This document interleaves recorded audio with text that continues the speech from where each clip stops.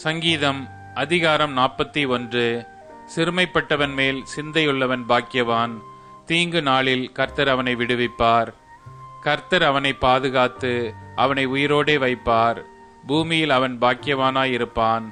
அவன் சத்துருக்களின் இஷ்டத்திற்கு நீர் அவனை ஒப்புக்கொடீர். படுக்கையின் மேல் வியாதியாய் கிடக்கிற அவனை கர்த்தர் தாங்குவார். அவனுடைய வியாதியிலே அவன் படுக்கை முழுவதையும் மாற்றி போடுவீர். கர்த்தாவே, என் மேல் இரக்கமாயிரும். உமக்கு விரோதமாய் பாவம் செய்தேன். என் ஆத்துமாவை குணமாக்கும் என்று நான் சொன்னேன். அவன் எப்பொழுது சாவான், அவன் பேர் எப்பொழுது அழியும் என்று என் சத்துருக்கள் எனக்கு விரோதமாய் சொல்லுகிறார்கள். ஒருவன் என்னை பார்க்க வந்தால் வஞ்சனையாய் பேசுகிறான்.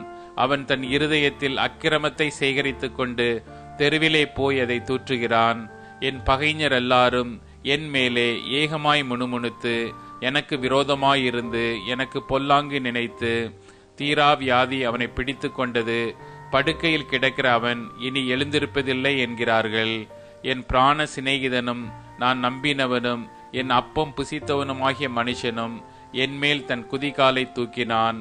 கர்த்தாவே, நீர் எனக்கு இறங்கி நான் அவர்களுக்கு சரி கட்ட என்னை எழுந்திருக்க பண்ணும்.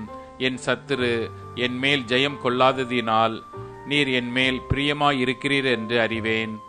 நீர் என் உத்தமத்திலே என்னை தாங்கி என்றென்றைக்கும் உம்முடைய சமூகத்தில் என்னை நிலைநிறுத்துவீர்.